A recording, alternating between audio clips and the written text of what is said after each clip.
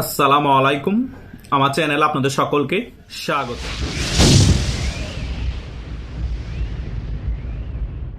বুড়া বয়সে নাকি শক্তিশালী রাষ্ট্রপ্রধানদের ভীমরতি ধরে, যেমন হিটলারের ভীমরতি ধরেছিল, হিটলার বিশ্বযুদ্ধ লাগিয়ে দিয়েছিল। সেম এখন আমেরিকার প্রেসিডেন্ট ডোনাল্ড ট্রাম্পেরও ভীমরতি ধরেছে। সে এখন বিশ্বযুদ্ধ লাগিয়ে দিতে যাচ্ছে। বিশ্বের এখন প্রত্যেকটা জায়গায় যুদ্ধ অবস্থা তৈরি করে ফেলেছে ডোনাল্ড ট্রাম্প। এই রাশিয়ার সাথে ইউক্রেনের যুদ্ধ তো প্রক্সিভাবে চালিয়ে যাচ্ছেই। রাশিয়ার তেলবাহী জাহাজ আটকিয়ে আরো একটি উত্তেজনা তৈরি করেছে, এবং রাশিয়ার তেলবাহী জাহাজের মধ্যে আক্রমণও করেছে এই যুক্তরাষ্ট্র। এবং চীন থাইওয়ান যুদ্ধ কিন্তু লাগিয়ে দেওয়ার চেষ্টা করছে, থাইওয়ানকে উস্কানি দিচ্ছে এই যুক্তরাষ্ট্র।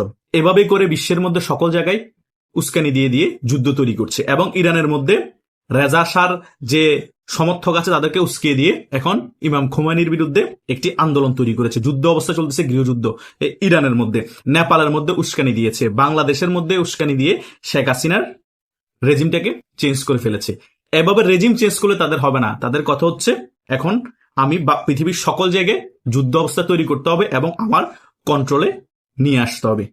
এই সকল বিষয় কিন্তু এখন এই বুড়া বয়সে ডোনাল্ড ট্রাম্পের মাথায় কাজ করছে। তার চিন্তা হচ্ছে আমি আর বাঁচবো কতদিন, আমি যতদিনই বেঁচে আছি পৃথিবীকে আরো শক্তিশালীভাবে রুল করব এবং সকল ক্ষমতা আমার হাতে নিয়ে আসব।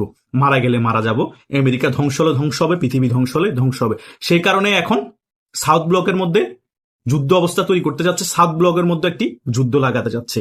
সে কারণেই আমাদের বাংলাদেশের নিরাপত্তা উপদেষ্টা যিনি আছেন খলিলুর সাহেব, ওনাকে আমেরিকা তলব করেছে। এখন বলতে পারেন পৃথিবীতে এত দেশ থাকতে এবং সাউথ ব্লকের মধ্যে এত দেশ থাকতে শুধু বাংলাদেশের নিরাপত্তা উপদেষ্টাকে কেন আমেরিকায় হঠাৎ করে তলব করা? কারণ আছে, কারণ সাউথ ব্লকের মধ্যে সবচেয়ে গুরুত্বপূর্ণ দেশ হচ্ছে বাংলাদেশ। আর বাংলাদেশের মধ্যে এখন অ্যান্টি ইন্ডিয়া সরকার আছে, তাই বাংলাদেশটা খুবই গুরুত্বপূর্ণ। এবং বাংলাদেশের যিনি এখন নিরাপত্তা উপদেষ্টা আছে ওনার সাথে কথা বলো গুরুত্বপূর্ণ, কারণ এই যে নিরাপত্তা উপদেষ্টা আছে তিনি আবার আমেরিকারও নাগরিক। সে কারণে নিরাপত্তা উপদেষ্টাকে তলব করা হয়েছে এবং আজকে হয়তো বৈঠকও হয়ে গিয়েছে নিরাপত্তা উপদেষ্টা খলিলুর সাহেবের সাথে। আমি গতকালকে এই নিয়ে পার্ট 1 ভিডিও করেছি, আজকে পার্ট 2 ভিডিও। পার্ট 2 ভিডিওর মধ্যে অনেক গুরুত্বপূর্ণ বিষয় নিয়ে আলোচনা করব। শেষ পর্যন্ত ভিডিওটি দেখবেন, সকল কিছু ক্লিয়ার হয়ে যাবে। প্রথমত, এত তড়িঘড়ি করে কেন তলব করলো ডোনাল্ড ট্রাম্প?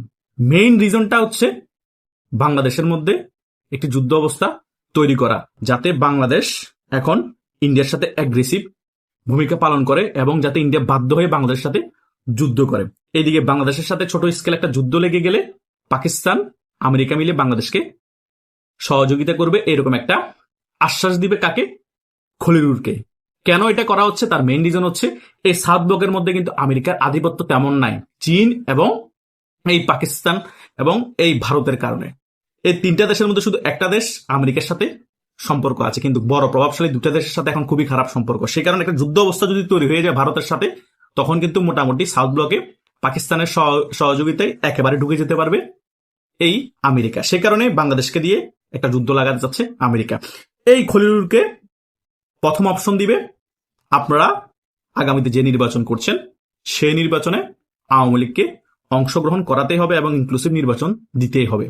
কারণ আপনারা যদি আমার সত্য না মানেন, তা না হলে এই নির্বাচনকে আমরা স্বীকৃতি দিব না। বহির্বিশ্ব থেকে কূটনীতিকভাবে প্রেশার ক্রিয়েট করবো এবং রেজিমটাকে চেঞ্জ করে দিব, আবার আওয়ামী লীগকে ক্ষমতায় ফিরাবো। যদি সেটা না চান তাহলে আমরা যেটা বলছি এবং যেভাবে করতে বলছি সেটা করুন। আমার মতে তারা ওই সত্যটাতে ইজি রাজি হয়ে যাবে। আমেরিকা যা বলবে তাই করবে। আমেরিকা সেন্ট মার্টিন নিয়ে ফেলার জন্য মোটামুটি আগে থেকে প্রেশার ক্রিয়েট করছে, এখন হয়তোবা সেটার জন্য আরো প্রেশার ক্রিয়েট করে ওই সাইডটা নিয়ন্ত্রণ নিয়ে নিবে, বেস করে ফেলবে ওই সাইডের মধ্যে। এবং বাংলাদেশের মধ্যে আমেরিকার আধিপত্য আরো বাড়ানোর চেষ্টা করবে এবং পাকিস্তানের আইএসআই এর আধিপত্য বাড়ানোর চেষ্টা করবে। এবং পাতানো নির্বাচন এর ফলে বিএনপি সরকার আসলো, বিএনপি সরকার যাতে আমেরিকা ঘেঁষা হয়ে যায়, পাকিস্তান ঘেঁষা হয়ে যায় একেবারে, সেটার দিকেও নজর দিতে বলবে এই অন্তর্বর্তীকালীন সরকারকে। এবং এই বার্তা যাতে বিএনপির যারা আছে, এখন যে তারেক জিয়া চেয়ারম্যান হয়েছে বিএনপি, তার কাছে পৌঁছিয়ে দেয়। এই গুরুত্বপূর্ণ বিষয়গুলোই এই খলিলুরকে ভালোভাবে বুঝিয়ে দিবে ট্রাম্প প্রশাসন। বৈঠকের মধ্যে উপস্থিত হবে পল কাপুর এবং সার্জিও গোর, যিনি ভারতের এখন রাষ্ট্রদূতের দায়িত্ব আছে আমেরিকার নিয়োগকৃত, তারাও উপস্থিত থাকবে। তাদের সকল কিছু প্ল্যানিং করে এই খলিলুরকে বুঝিয়ে দেওয়া হবে। খলিলুর ধরতে পারেন যে আমেরিকা থেকে আসার পরে সিআইএ এর এজেন্ট হিসেবে বাংলাদেশে সকল কাজ করবে। মেটিকুলাস ডিজাইন যেভাবে সাজিয়ে দেওয়া হবে সেভাবেই সকল বার্তা ডক্টর ইউনূসের কাছে পৌঁছিয়ে দিবে এবং এই তারেক জিয়ার কাছে পৌঁছিয়ে দিবে। দেখবেন যে ইন্ডিয়া বিরোধী রাজনীতি আরো চাঙ্গা হয়ে যাবে। ইন্ডিয়া সকল কিছু কিন্তু ভালোভাবে বুঝতে পারছে, সে কারণে ইন্ডিয়া বাংলাদেশ ভারত সীমান্তের মধ্যে আরো বেশি করে সৈন্য জমায়েত করছে, ওখানে ঘাঁটি করছে, অস্ত্র মজুত করছে, বিভিন্ন রকম চিকেন নেগের মধ্যে আরো প্রযুক্তি নিয়ে বসে আছে। কারণ যে কোনো মুহূর্তে একটা বড় ভেজাল শুরু হয়ে যেতে পারে, যে কোনো মুহূর্তে একটা অঘটন হয়ে যেতে পারে সীমান্তের মধ্যে। কারণ বাংলাদেশের সেনাবাহিনীও জানে, বিমান বাহিনীও জানে এবং যত বাহিনী আছে প্রশাসনিক সকলে জানে ভারতের সাথে যদি একটা যুদ্ধ অবস্থা তৈরি হয় 1 মাসও টিকা সম্ভব না, বাংলাদেশের 1 সপ্তাহ টিকা সম্ভব না। কিন্তু যদি আমেরিকার ভরসায়, পাকিস্তানের ভরসায় যদি একটা যুদ্ধ লাগিয়েই দেয় তাহলে তো কিছু করার নাই ভারতের। ভারত তো বাধ্য হয়ে যুদ্ধ করতে হবে। এদিকে পাকিস্তান আক্রমণ করবে, বাংলাদেশে ছোট স্কেলে একটা যুদ্ধ চলবে, এদিকে আমেরিকা এই উসুলে পাকিস্তান ডেকেছে বলে, বাংলাদেশ ডেকেছে বলে হস্তক্ষেপ করে বাংলাদেশে ঢুকে যাবে, পাকিস্তানের ওই সাইডে ঢুকে যাবে। এদিকে থাইওয়ানকে লাগাই দিবে চীনের সাথে, চীনকে ওইদিকে প্রেসারে রাখবে যাতে এদিকে মনোযোগ দিতে না পারে। তাহলে সাত ব্লকের মধ্যে আমেরিকার একটা ভালো একটা স্ট্রং জোন হয়ে যাবে, অনেক বছর পরে আধিপত্য বিস্তার করতে পারবে। তাহলে পুরো পৃথিবীর মধ্যে আমেরিকা ইসরায়েলের একটা আধিপত্য তৈরি হয়ে যাবে। এই হচ্ছে যে আমেরিকার মেইন প্ল্যান। এই প্ল্যানটাতে মোটামুটি আমাদের দেশের ডানপন্থী যে সকল রাজনৈতিক দল আছে, ডক্টর ইউনূস গঙ্গের আশেপাশে যে সকল রাজনৈতিক দল আছে তারা কিন্তু পা দিয়ে ফেলেছে জাস্ট ক্ষমতার লোভে। কিন্তু আমাদের বাংলাদেশটা যে সম্পূর্ণরূপে ধ্বংস হয়ে যাবে, বাংলাদেশটা যে একেবারেই ধ্বংসের পথে চলে যাবে সেটা কিন্তু তারা বুঝেও ক্ষমতার লোভে তারা সেটা করতে প্রস্তুত। দেখেন বিশ্বের মধ্যে যতগুলা বিক্ষোভ হয়েছে, যতগুলা গণ অভ্যুত্থান হয়েছে, যত বিপ্লবের কথা বলেন, এই রিসেন্টলির মধ্যে সকল কিছু কিন্তু আমেরিকা ঘটিয়েছে। কেন ঘটিয়েছে? টাকার শক্তি আছে আমেরিকার। ওই বিপ্লবগুলো ঘটিয়ে, ওই গণ অভ্যুত্থানগুলো ঘটিয়ে তাদের রেজিমটাকে বসিয়ে বিশ্বের মধ্যে একটা আধিপত্য বিস্তার করার চেষ্টা করছে, রুল করার চেষ্টা করছে বিশ্বকে। তাদের কথা হচ্ছে বিশ্বযুদ্ধ লাগলে লাগুক, পুরো বিশ্বকে আমরা এককভাবে নিয়ন্ত্রণ করব। রাশিয়ার আধিপত্য থাকতে পারবো না, চীনের আধিপত্যকে খর্ব করতে হবে। ভারতও যা মাথা চারা দিয়ে উঠছে, ভারতকে দাঁড়াতে দিব না। তার মানে আমেরিকা সুপার পাওয়ার 1 নম্বরে থাকবে, 2 রাশিয়া, 3 চীন, 4 ভারত।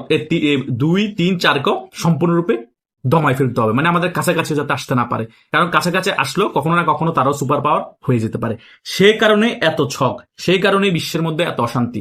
আর তার আরেকটি মেইন রিজন হচ্ছে যতই বেশি অশান্তি হবে, যত বেশি ভয়ভীতি সৃষ্টি হবে বিশ্বের মধ্যে, আমেরিকার অস্ত্র ব্যবসা জমজমাট হবে এবং ওই অস্ত্র ব্যবসার টাকা নিয়ে বিভিন্ন আরব কান্ট্রি যে সকল দেশের তেল আছে সে সকল দেশে তেল কিনতে পারবে। আবার সে সকল দেশের তেল কিনে আবার সে সকল দেশের কাছে ওই টাকা দিয়ে আবার অস্ত্র বিক্রি করবে।